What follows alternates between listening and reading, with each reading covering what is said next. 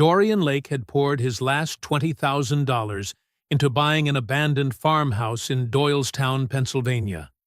He believed he was buying a second chance, a place to start over, a solid foundation for a new life for him and his child after everything had fallen apart. But when he returned after 6 weeks, full of hope and ready to begin building that future, Dorian froze. Smoke was rising from the chimney, and inside the house that was supposed to be their salvation, 2 unfamiliar women were living.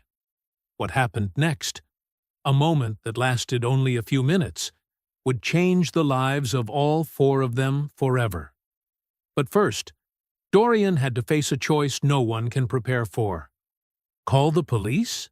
Or believe in something irrational? That maybe, just maybe, kindness would lead him down a different path. Before we continue, if you're watching up to this point, let us know where you're tuning in from around the world.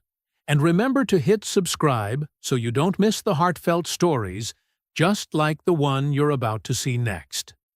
So, what did Dorian choose? And why could one single decision change everything? To understand why Dorian made that decision, we need to rewind, back to 14 months earlier. At that time, Dorian Lake had everything. A small but stable architecture consulting firm, a 2-story house in the suburbs, with a garden his wife, Dana, personally tended. And most importantly, a peaceful, complete little family with Dana and their daughter Elise. Dana was the kind of person who could turn a bad day into an adventure. She worked as a freelance graphic designer, often from home so she could pick Elise up from school. Dorian still clearly remembered the evenings he came home exhausted after a long day. Dana would greet him at the door with a radiant smile. "Hello, homeowner. Dinner might be a little late. Elise and I are working on a very important project." He would step into the kitchen and find Elise sitting on the floor, surrounded by oddly shaped cookies covered in bright-colored frosting. "Daddy, look!" Elise held up a cookie that he couldn't tell if it was a dinosaur or a dragon. "I made it for you." That was happiness. Simple, ordinary, but complete. Then everything collapsed in an instant. One September morning, Dana was preparing breakfast for Elise. She suddenly gripped the edge of the counter, her face pale. I feel a little dizzy." Those were the last words she said before collapsing to the floor. Brain aneurysm. Sudden. No warning signs. No chance to save her. The doctors told Dorian that Dana was already gone before the ambulance even arrived. So fast she didn't feel pain. But that didn't make his grief any easier. Because he didn't just lose Dana. He lost the future they had planned. Lost the mother Elise needed as she grew up. Lost half of his soul. The months that followed, Dorian tried to keep everything from falling apart. But grief didn't let him focus. Work plummeted. He missed meetings, delivered projects late. Clients left. Employees quit. Then came the bills. Medical bills, insurance covered most, but not all. Mortgage, electricity, childcare, and worst of all, he no longer had a stable income. In March, the bank sent a notice. He had 60 days to pay the mortgage, or the house would be foreclosed. Dorian sat in the empty kitchen where Dana used to bake with Elise, holding the paper with trembling hands. He looked around at the home they had built with love. Every small corner soaked in memories of Dana. But what did keeping the house matter, if he couldn't provide for his child? April. Dorian sold the house, sold the furniture, sold Dana's car. He kept only an old truck, a few boxes, and $20,000, the last of what remained after paying debts. And one desperate decision: leave Detroit. Go somewhere cheaper, where he could start over. He found Pine Hollow Farm on a cheap real estate website. An abandoned farmhouse in Doylestown, Pennsylvania. Price, $20,000. The online photos were terrible. Old, weathered house, peeling paint, grass growing up to knee height. But it had one crucial thing. It was his. No bank, no debt. A foundation to rebuild his life. Dorian drove to Doylestown to inspect it. He stayed only 30 minutes, enough to confirm that the house was still standing, the water and electrical systems intact, though not working, and that no one was occupying the property. He signed the paperwork, transferred the money, and planned to return 6 weeks later after wrapping everything up in Detroit. That was the biggest turning point in his life. 6 weeks later. A late May afternoon. Dorian's old truck rumbled along the dirt road leading into Pine Hollow Farm. Sunset settled over the Pennsylvania countryside, tinting the sky with soft purple and gold. Dorian had driven 5 straight hours from a cheap motel on the outskirts of Philadelphia. Every muscle in his body ached, but he didn't care. They had arrived. This was their new home. "Is that our house, Dad?" Elise's voice rose eagerly from the passenger seat. Dorian smiled despite his exhaustion. "Yes, sweetheart. That's—" He froze. His heart pounded. His hands tightened around the steering wheel. Smoke. Smoke was rising from the chimney. He slammed the brakes, stopping the truck about 20 meters from the house. The engine kept running, but his mind spiraled. Someone had been here. Someone was inside the house. "Dad? Why are we stopping?" Elise asked, her voice anxious. Dorian forced his voice to stay calm. "Elise, stay in the car, okay? Daddy just needs to check something. But be good. Listen to me." He patted her hand lightly. "Just 1 minute." Dorian opened the door and stepped out. The evening wind brushed cold across his face. The faint smell of wood smoke lingered in the air. So clear, so real he could feel it in every nerve. Squatters? Vandals? Teenagers looking for a hangout spot? He moved toward the front door, step by step, slow and alert. The door was ajar. Dorian placed his hand on the edge of the door and pushed gently. And he stopped breathing. The main room had been cleaned. The floor no longer bore the thick layer of dust he'd seen the first time. The stone fireplace, the one he thought was broken, blazed with fire.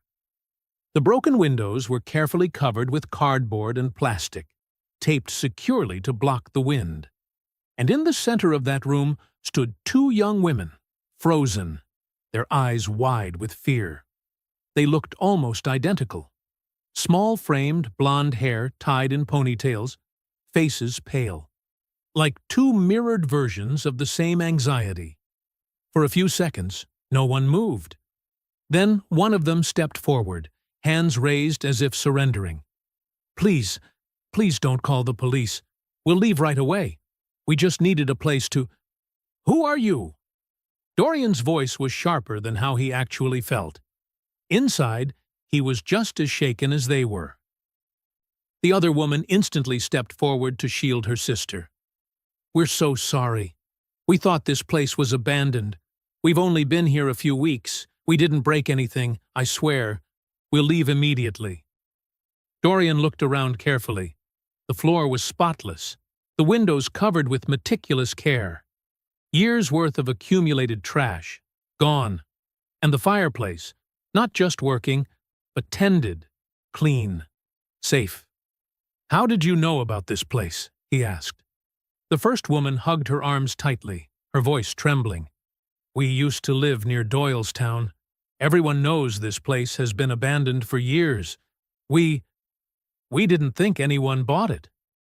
"Dad!" All 3 flinched and turned.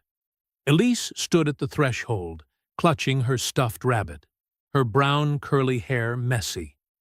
Her eyes didn't look at the 2 women with fear, but with innocent curiosity.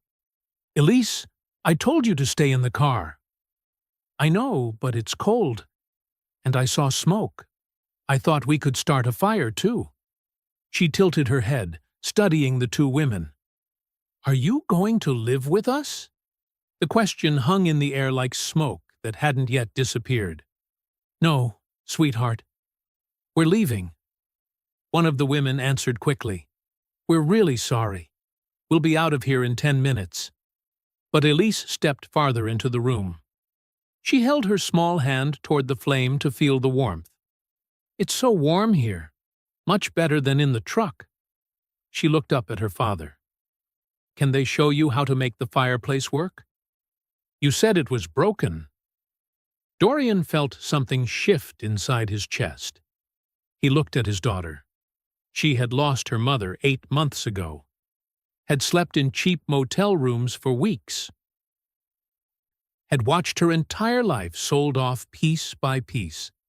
And yet here she was, still standing, offering kindness as simple and pure as a small flame that never goes out. Then he looked at the two women.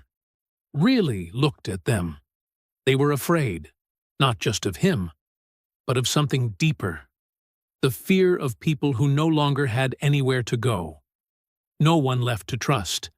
And Dorian understood that, because he had seen that same look in the mirror for many months now.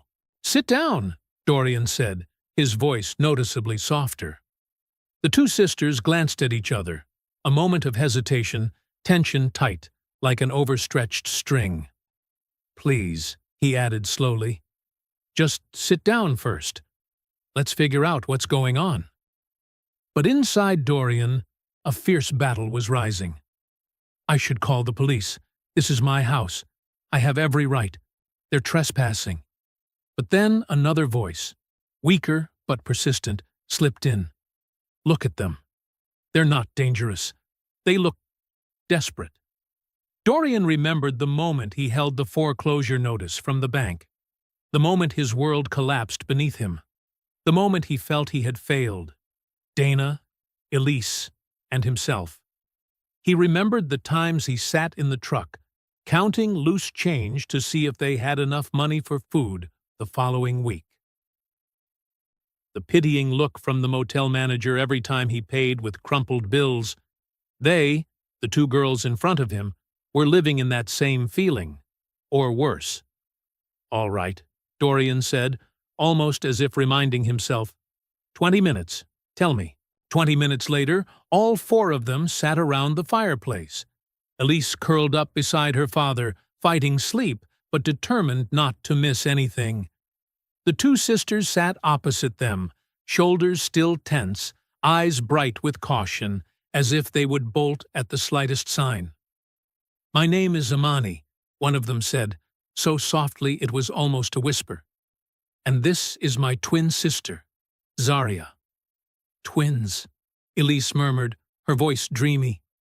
Amani smiled faintly, a rare smile in an evening filled with tension. I'm Dorian, he said, and this is Elise.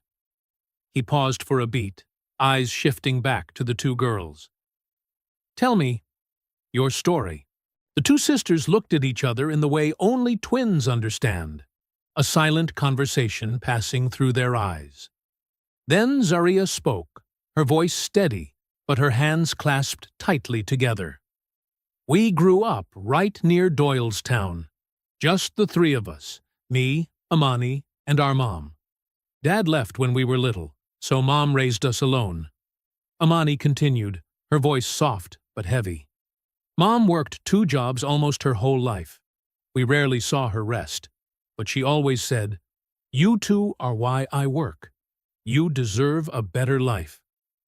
Dorian listened, his heart tightening with each beat. We both earned full scholarships to Penn State, Zaria said. Amani was in agriculture. I was in business administration. Mom was so proud she cried through the entire graduation ceremony. Amani wiped the corner of her eye, her voice dropping. We graduated last June. Everything seemed perfect. We had good job offers, a clear plan. Then, in August, she choked. Zaria squeezed her sister's hand and continued.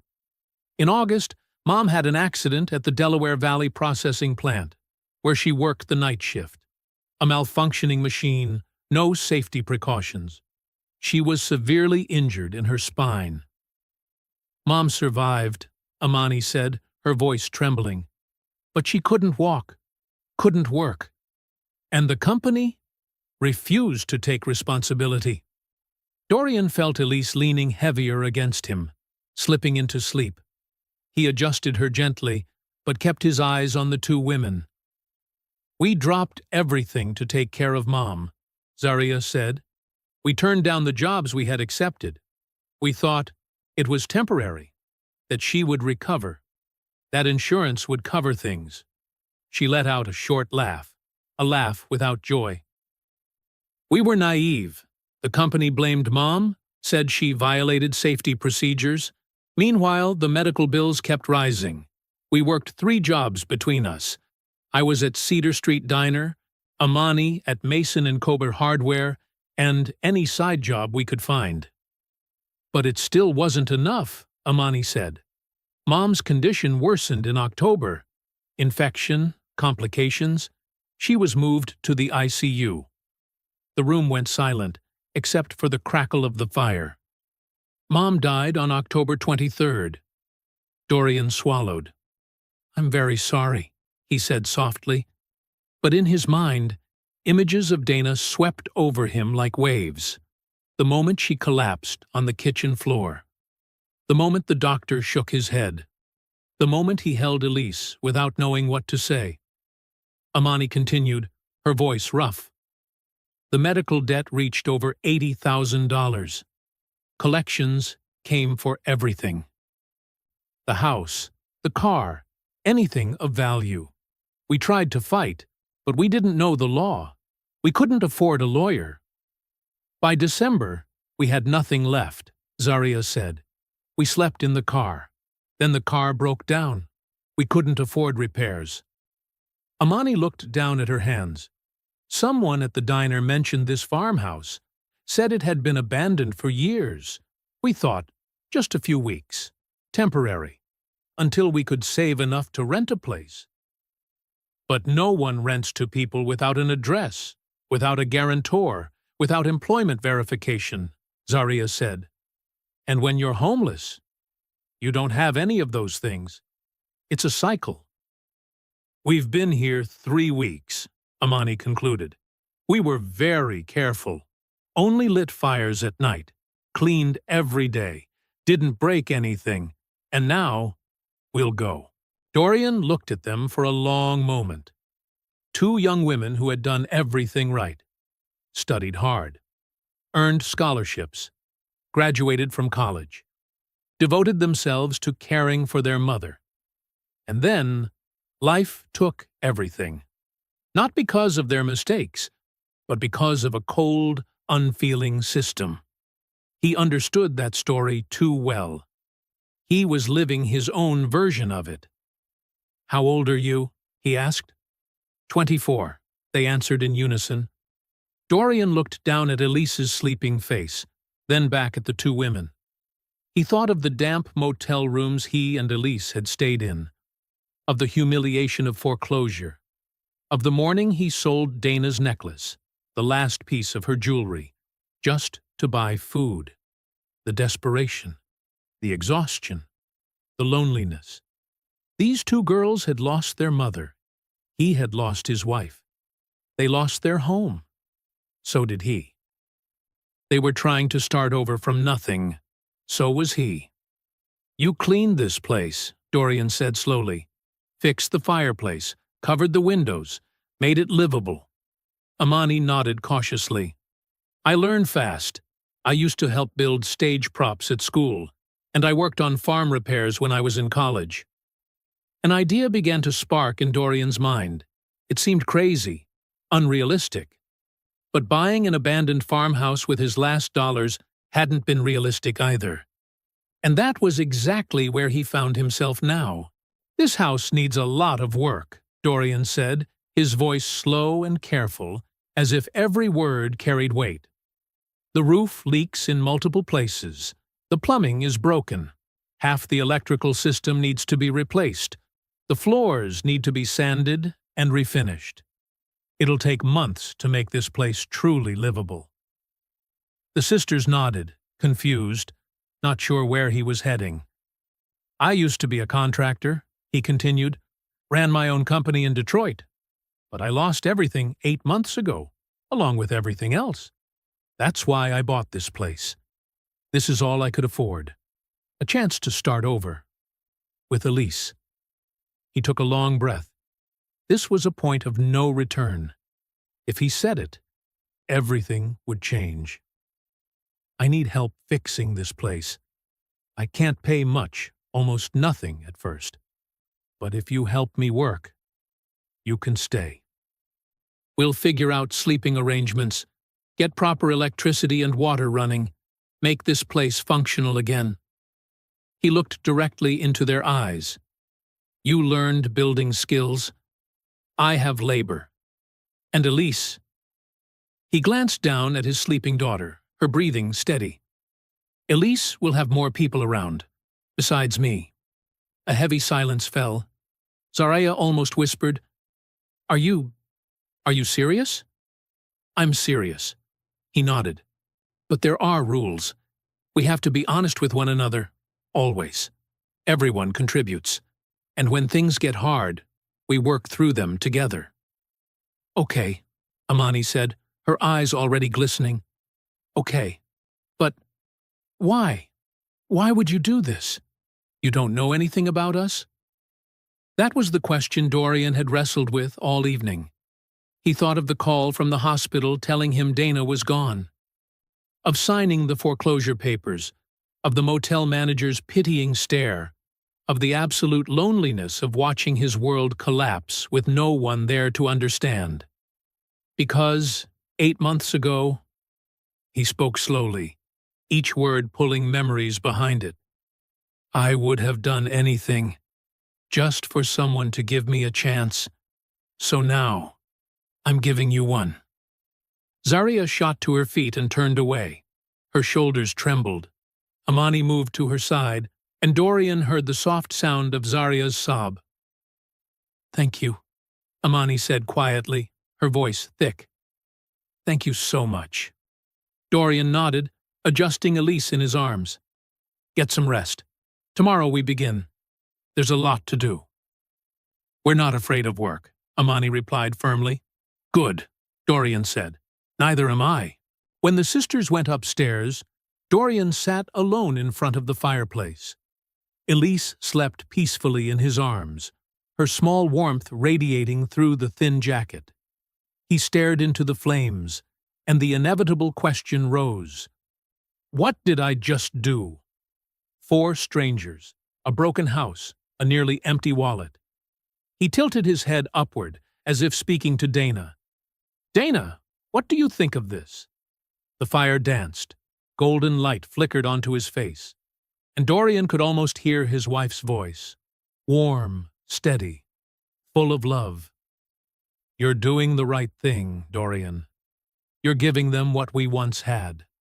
Hope. The first week was chaos. Dorian had forgotten what it felt like to manage a project with no budget, no clear plan, and everything improvised. On the first morning, all 4 of them sat around the old table, the only remaining piece of furniture in the house, with a stack of paper and a pen. All right, Dorian said. Let's list what we need, in order of priority. Zaria, always the organized one, carefully wrote electricity, water, heating system, windows, roof repairs, before spring rain arrives, working kitchen, bathroom. And the amount of money we have is… Amani glanced at Dorian. Almost nothing, he sighed. I have about $2,000 left after buying the house and moving. That's it.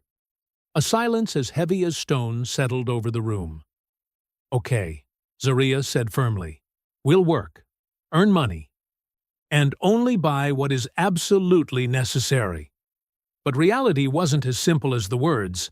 To get electricity back, they had to pay the service reconnection fee, $200, plus the first month of electricity up front, $150.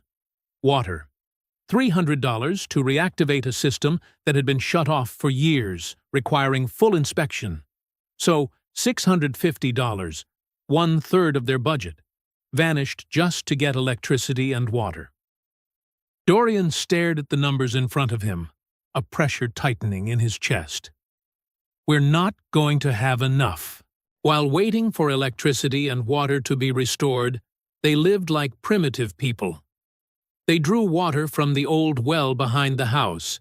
Dorian checked carefully to ensure it was safe. They boiled water on the fireplace to do rough washing. At night, temperatures dropped close to -60. They huddled around the fireplace, wrapped in thin blankets. Elise didn't complain, but Dorian saw her small body trembling. He pulled her into his arms, holding her tight. "Daddy, why aren't we staying at a motel?" she asked one night. Dorian's throat tightened. How do you tell a 5-year-old that even motels are beyond your reach? Thankfully, Amani, sitting beside them, gently answered, "Because this is our home, Elise. And soon our home will be better than any motel. It just needs a little time." Elise thought for a moment. "Okay. But I want hot water soon." "We all do, sweetheart," Zaria smiled. "We all do." Electricity came back on the 4th day. When the lights flickered on, the 4 of them cheered loudly. "Light!" Elise jumped. "Daddy, we have light!" A small victory. But to them, it was a turning point. Dorian started inspecting the electrical system. Almost everything needed repairs or replacement. Amani followed him closely, asking non-stop questions. "Why are you using this type of wire, and not the thinner one?" "Because this circuit carries a heavier load. Always design above safety requirements. With electricity, safety comes first." Makes sense. She learned at a remarkable speed. After 2 days, Amani could shut off the power, check current with a multimeter, even do basic wiring. Meanwhile, Zaria walked into town to apply for jobs. She got rehired at Cedar Street Diner, where she had worked before, with a wage of $12 an hour plus tips. Amani applied at Mason & Coeder's Hardware. The store owner, old Frank Mason, eyed her skeptically. "What experience do you have with building supplies?" "Not much, sir, but I learn fast, I work hard, and I'm currently repairing a farmhouse. I can learn from the customers what they need." Frank studied her, then nodded. "All right, 1-week trial. If it doesn't work, I let you go." Amani nearly cried with relief. "Thank you, I won't disappoint you." But the biggest challenge wasn't the work. It was 4 strangers learning how to live under one roof. One morning, Dorian woke up and noticed his tools had been rearranged. Everything was neat, hanging in straight lines on the wall like in a professional workshop. Instead of feeling relieved, he immediately felt irritated. Who touched my tools? He walked downstairs. Zaria was making breakfast, gently stirring eggs in a pan. Who rearranged my tools? His voice came out harsher than he intended. Zaria turned, her eyes wide. I'm sorry. I saw them scattered around, so I thought. They're my tools, Dorian cut her off. I know where each one goes. I don't need anyone helping. Zaria flinched. She stepped back, her hands trembling. I really am sorry. I just wanted... And right then, Dorian realized his tone had been too sharp. He saw Zaria shrink, as if bracing for yelling, eviction, or worse. That familiar reaction of someone who has been pushed out of the last place they were holding on to. He inhaled deeply. I'm sorry, he said, voice lowered. I didn't mean it. I'm not used to someone else organizing my things, but I know you meant well. Zaria gave a small nod. I understand. I won't do it again. After that morning, Dorian gathered the whole household. "We need to set some ground rules," he said, "about personal space, about belongings, about how we communicate. If we're living together, we need to respect one another." They sat down and wrote out simple but essential rules. Don't touch other people's belongings without asking. If something's wrong, say it. Don't hide it. Everyone gets personal space, even if it's just a small corner. We're partners, not boss workers. Small things. But they were the first steps from four strangers becoming a family. A week later, Dorian found Elise crying in the bedroom. "Sweetheart, what's wrong?" Elise held a small box, the box that held Dana's photos. I don't want to forget, Mom," she sobbed. "But I'm scared. I already forgot her smell. I try to remember, but I can't." Dorian knelt down and wrapped her in his arms. His heart felt squeezed until it hurt. "I'm afraid of that too," he whispered. Elise wiped her eyes. "And I like Miss Zaria and Miss Amani, but I feel guilty, like they're replacing Mom." Dorian understood. Elise carried her own grief, but he had been so caught up in survival that he forgot she too needed space to hurt, to remember. "They're not replacing Mom," he said softly. "No one can replace her. But caring about someone else doesn't mean you stop loving Mom. Your heart is big enough for many people." "Really? Really? Very really."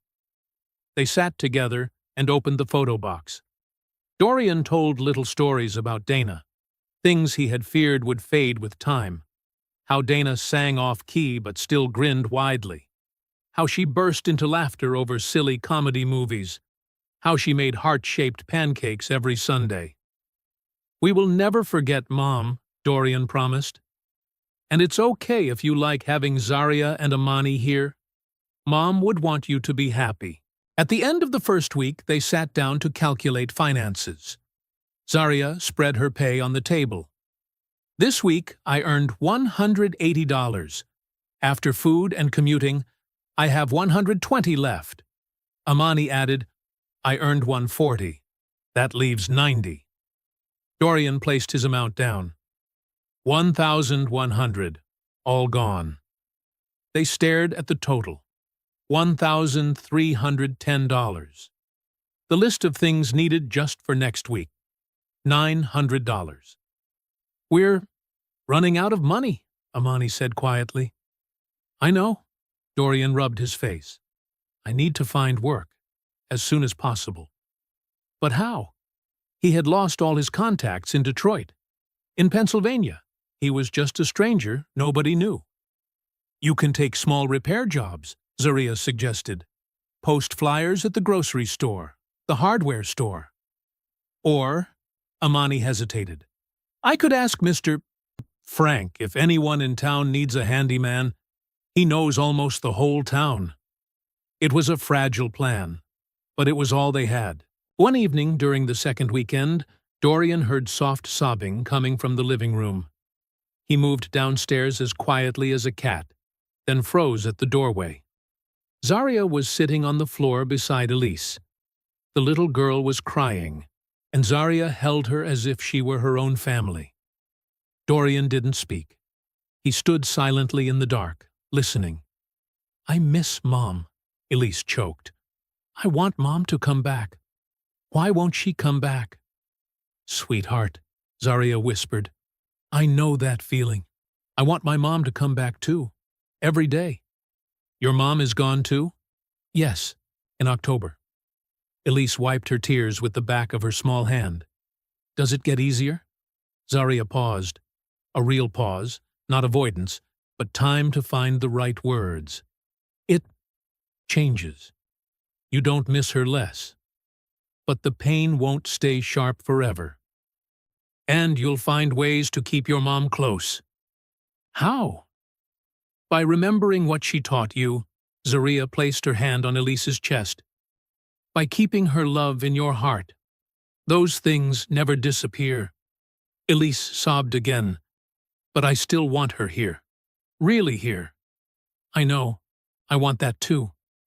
Zarya squeezed Elise's hands gently, not rushing to comfort her, just being there. Your mom wants you to be happy, Elise, she said. She wants you to laugh, play, and live a full life. That's what she always wanted most. Elise continued crying in Zarya's arms. After a while, she looked up, her eyes red and swollen. Are you happy, Zarya? The question made Zarya freeze. I'm trying. Some days are hard, but I have good people around me who help me keep going, like your dad. And you. I help you be happy? Zarya smiled for real. Very much. Sweetheart. Very much. Dorian stepped back quietly so he wouldn't be seen. He climbed upstairs, sat on the edge of his bed, and buried his face in his hands. She understands Elise in ways I can't. Zarya had lost her mother, too. Her grief was fresh. And yet she could sit there, patient and gentle, helping Elise face her own pain. That was courage. That was kindness. And in that moment, Dorian realized they weren't just sharing a roof. They were healing each other. The next morning, Dorian found Zarya getting ready for work. Thank you. Zarya looked up, surprised. For what? For what you said to Elise last night. Zarya froze. You heard? I heard. And I realized I failed. I didn't know how to help my daughter through this. You didn't fail, Zarya said immediately, voice firm. You kept her safe, loved, in the hardest time of your life. That's not failure. But she needs more. She needs someone who can talk about these feelings. And now she has that, Zarya smiled. She has you. She has us.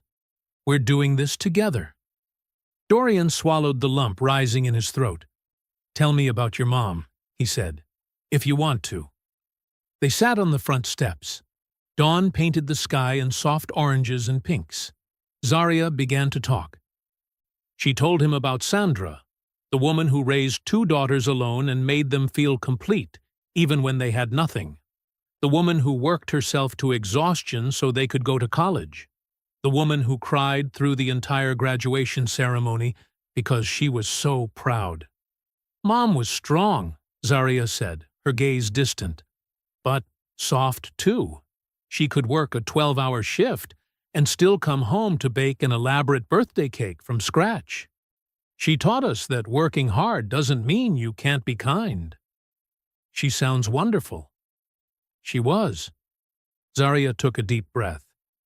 I keep thinking Mom would be disappointed if she knew we ended up homeless, like we let her down. No, Dorian said firmly. You didn't let anyone down. You tried to save her. That's love, not failure. They sat in silence, a comfortable silence only shared by people who were beginning to understand each other. Then Zarya asked softly, What was your wife, Dana, like? Dorian felt the familiar tightness in his chest. But this time, he didn't avoid it. He told her. About Dana, the planner, the one who kept their life organized. About her terrible jokes she laughed at so much they became funny. About how fiercely she loved Elise. So much it scared her. She used to say, I never knew I could love someone this much. If anything happens to her, I don't know how I would survive. Dorian smiled sadly. I told her everything would be fine. That we would keep Elise safe. His voice sank. Turns out, I should have worried about keeping Dana safe.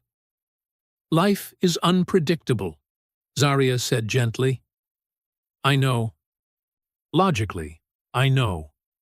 But part of me still thinks I should have done something. That's grief, Zarya replied. It tricks us into believing we control more than we actually do. Dorian looked at her. Really looked at her. In the morning light, she looked younger than 24, yet her eyes carried a depth shaped by loss.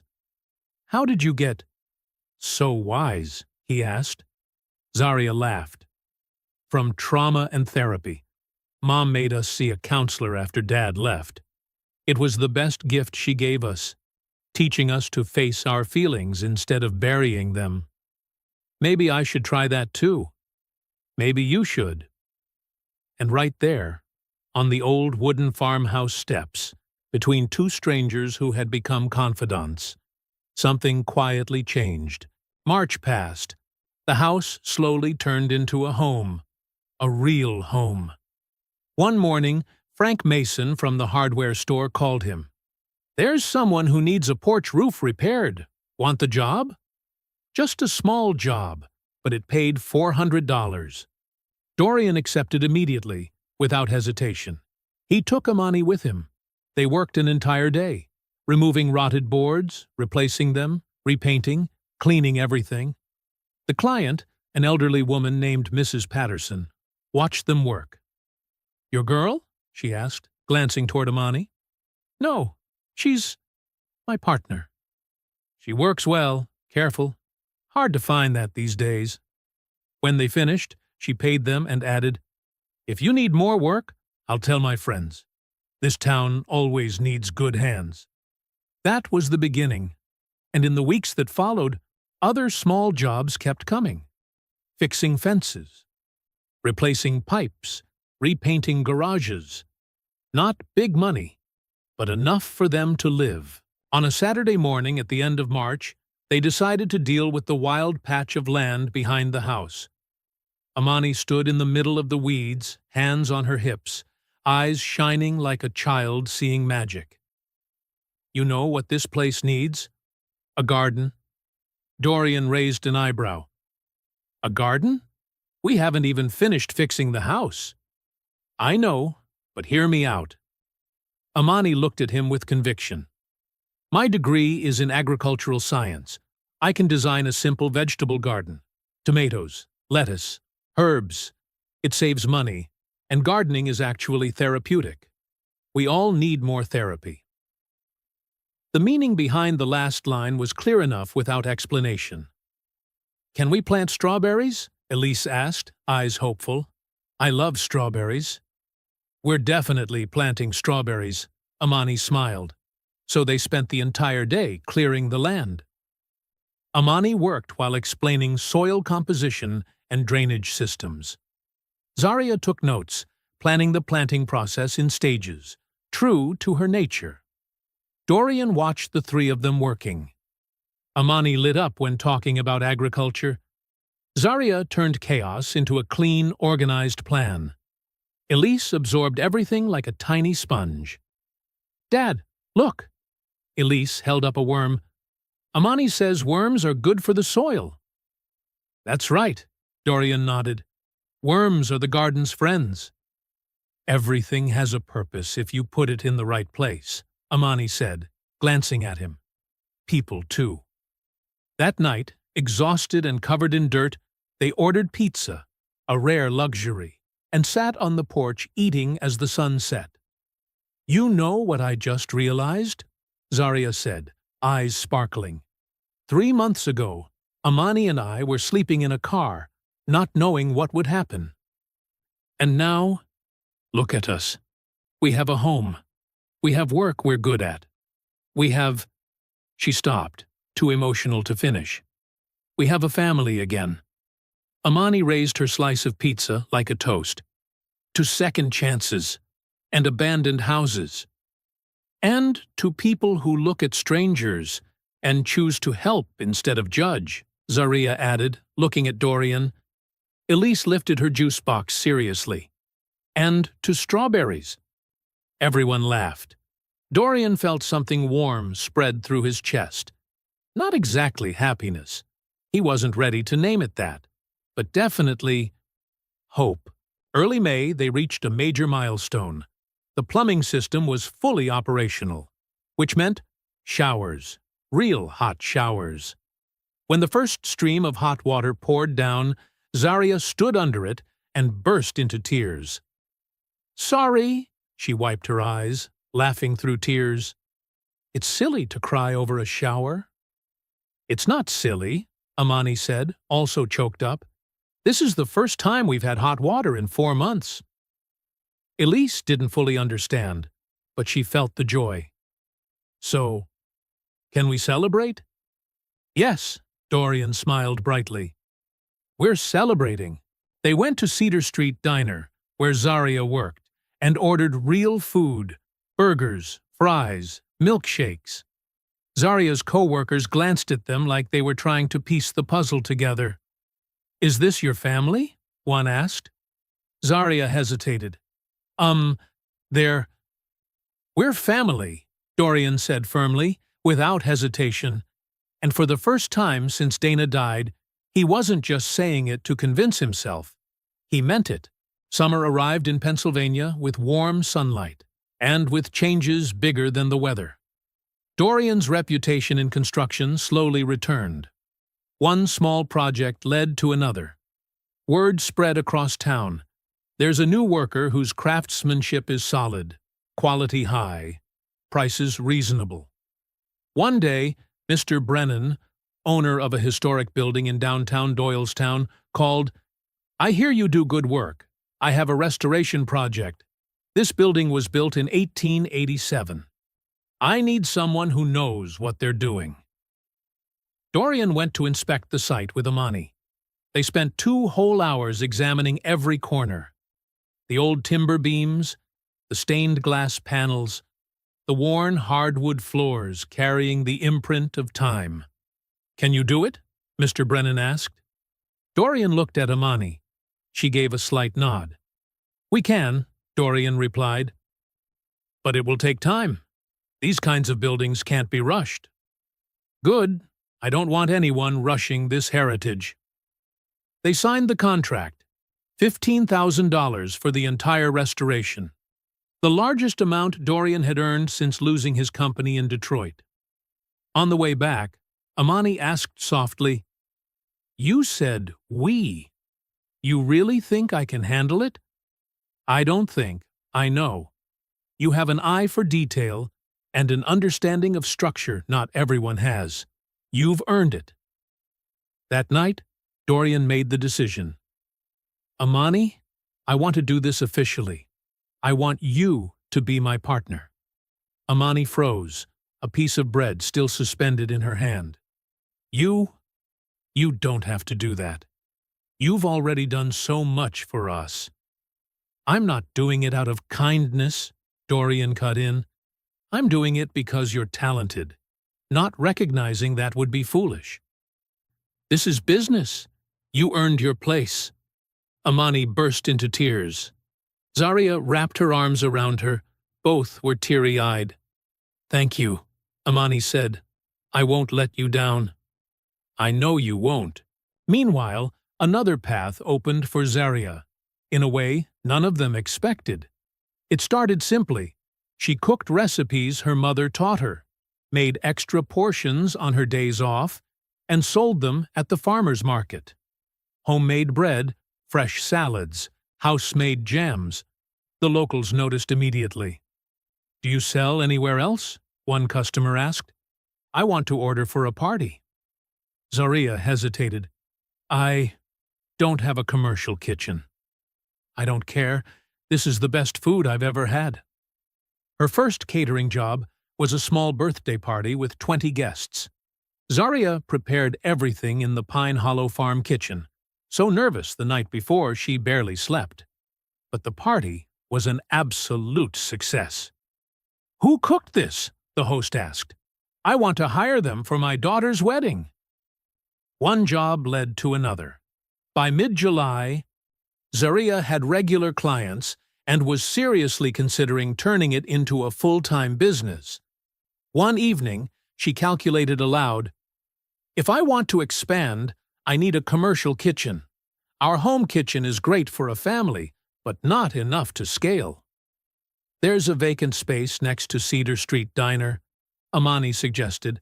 "I saw a for rent sign last week."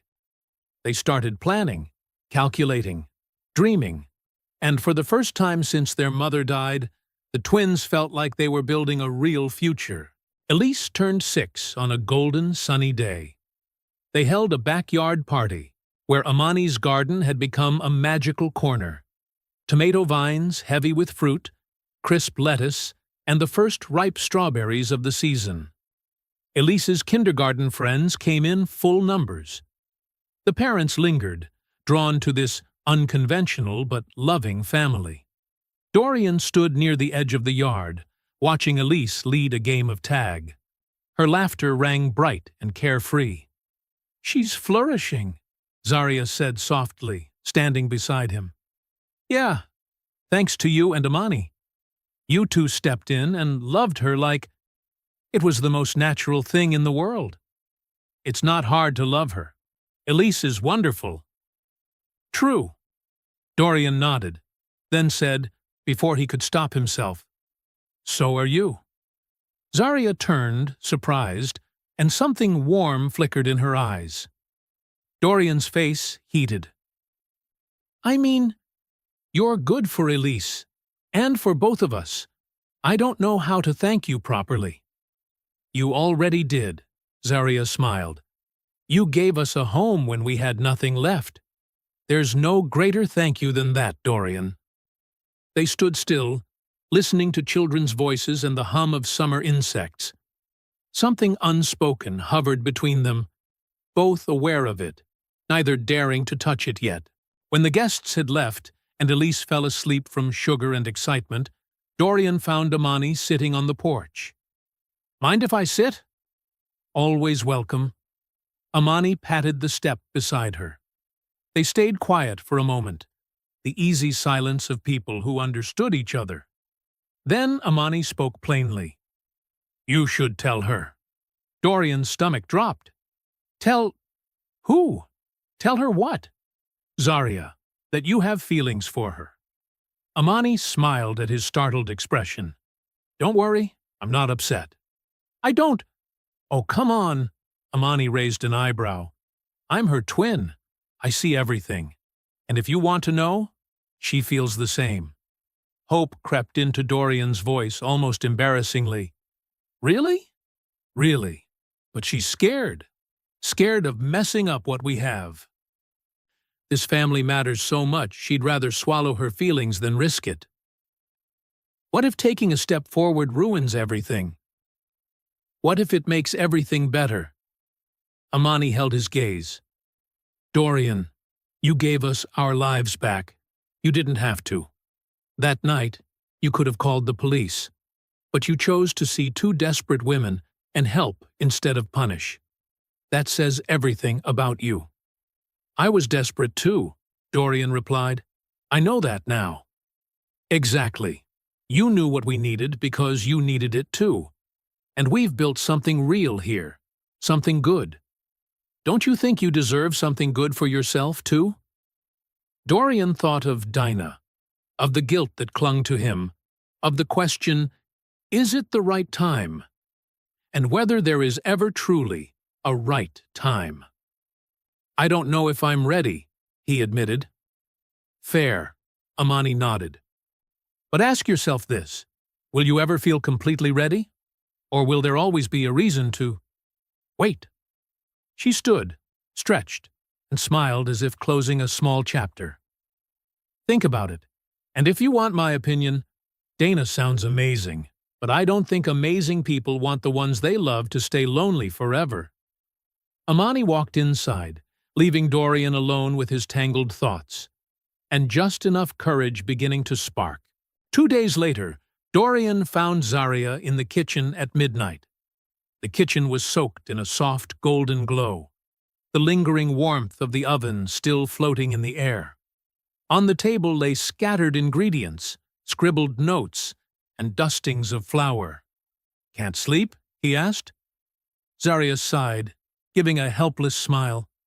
"No, too many ideas running in my head." She pointed at a tray of bread. "I'm trying to perfect this herb focaccia for a client. Want to be my tester?" "Always," Dorian replied. She cut him a piece, still warm. The scent of thyme, olive oil, and sea salt blossomed instantly as he bit into it. The crust was lightly crisp, the inside soft and moist. Just right. "It's wonderful," Dorian said sincerely. Your client is lucky. Zaria's eyes lit up. You really think so? I've been making this over and over for weeks. It's perfect.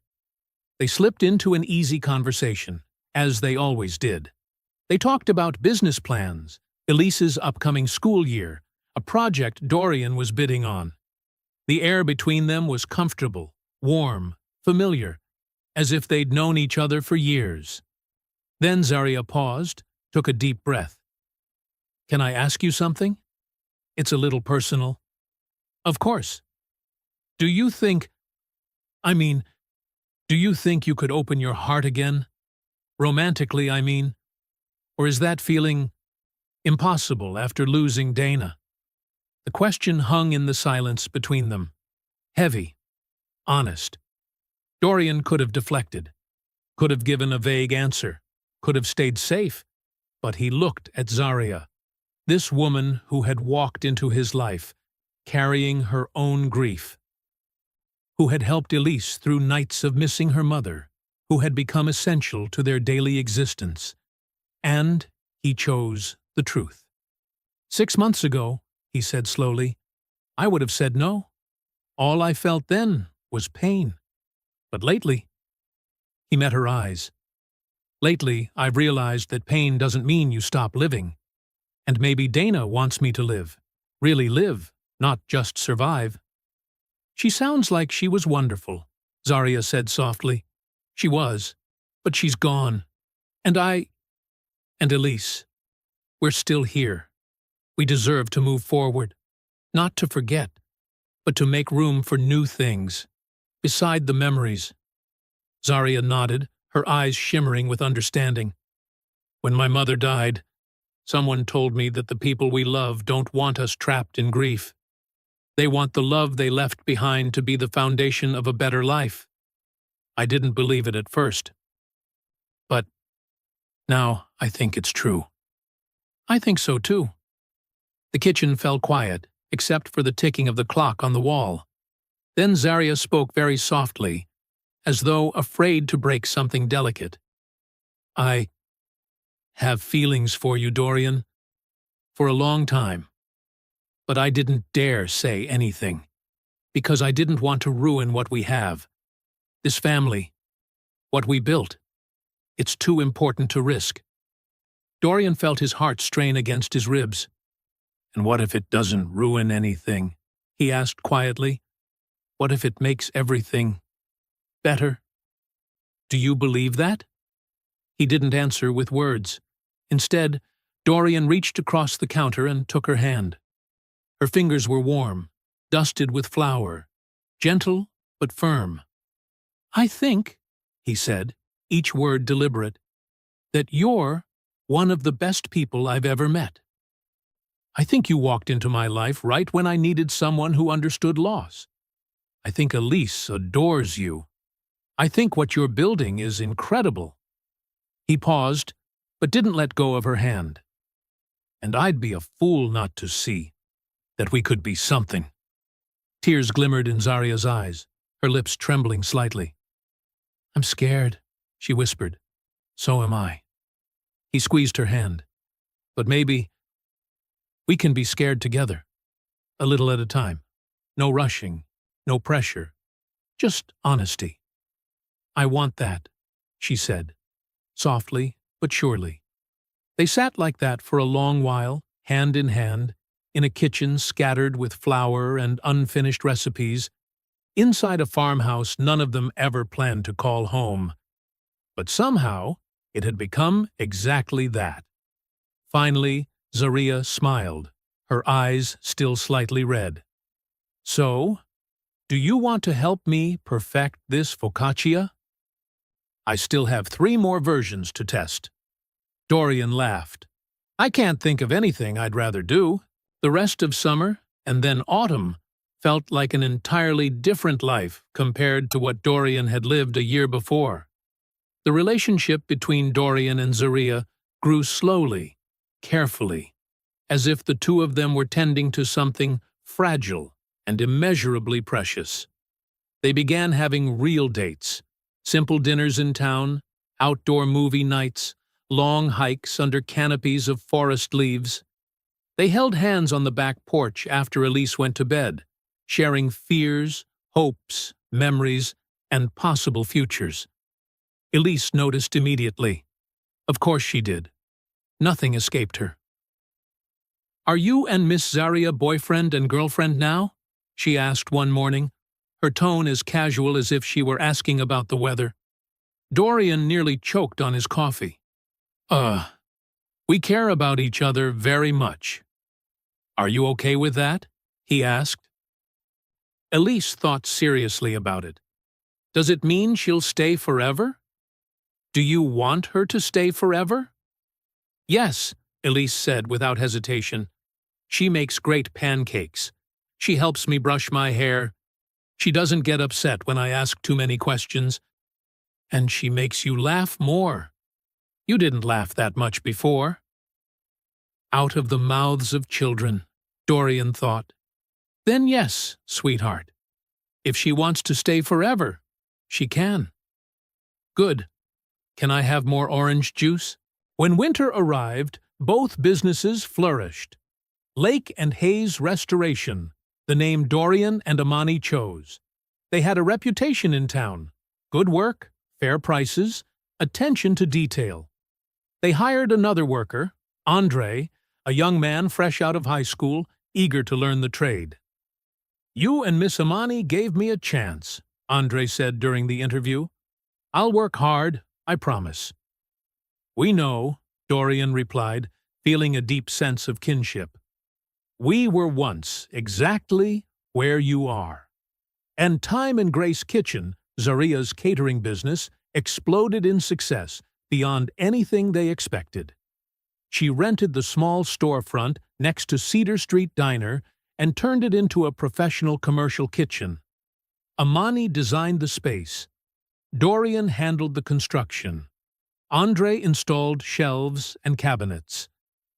It was a family effort, each person contributing their part, each taking on responsibility. On the day the shop opened in early December, the whole town seemed to show up.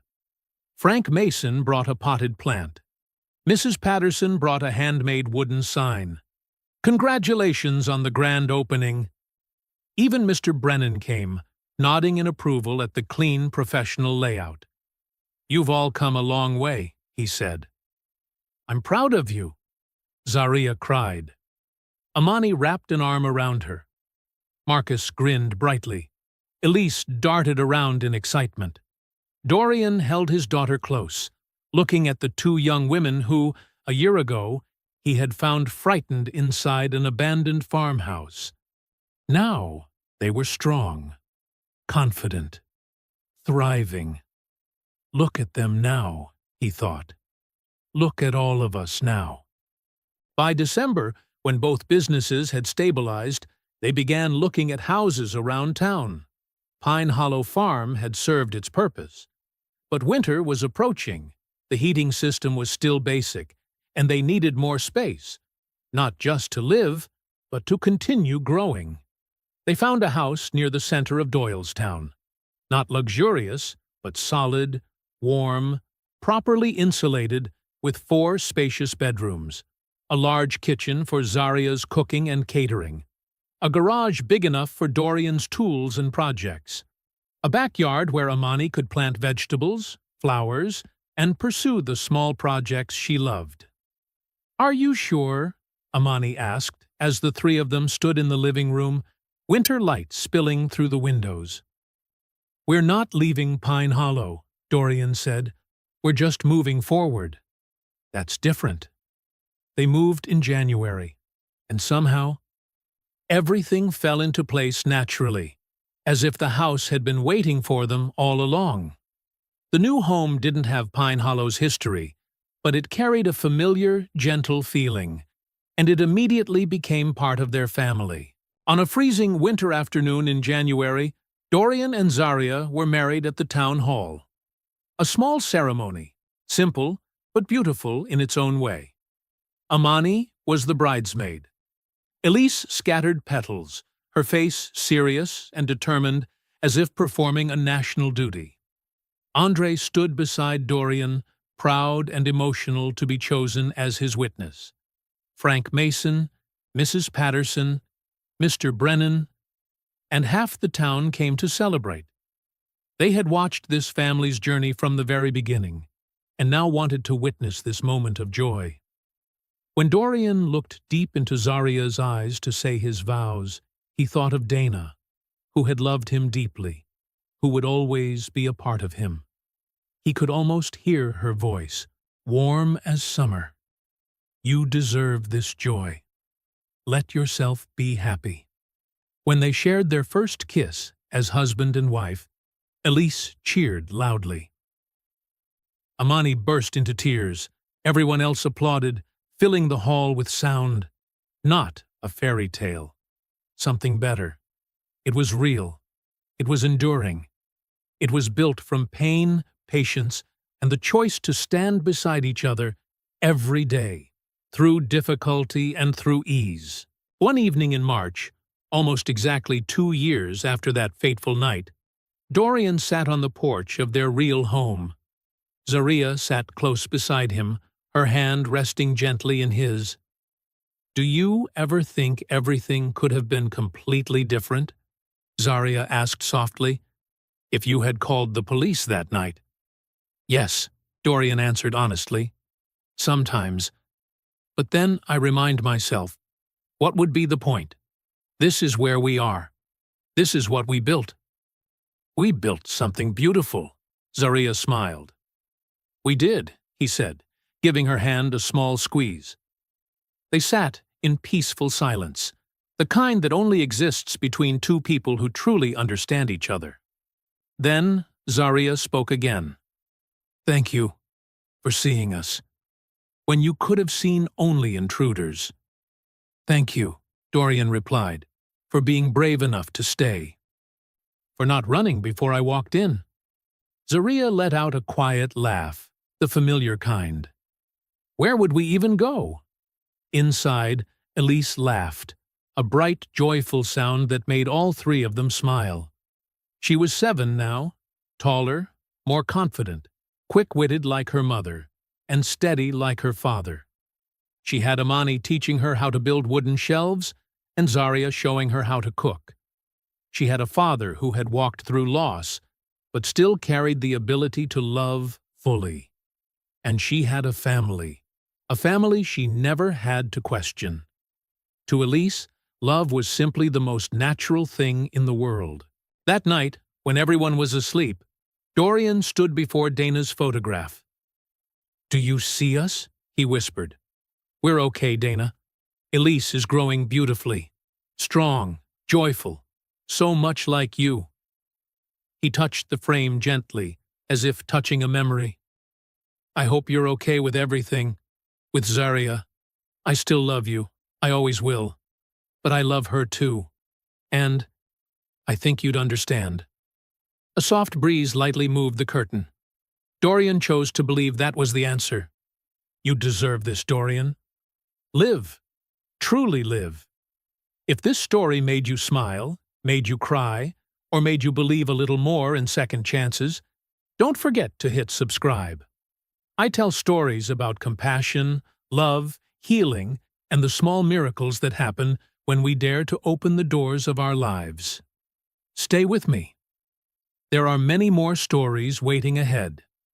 Subscribe, turn on the bell, and let's continue this journey together.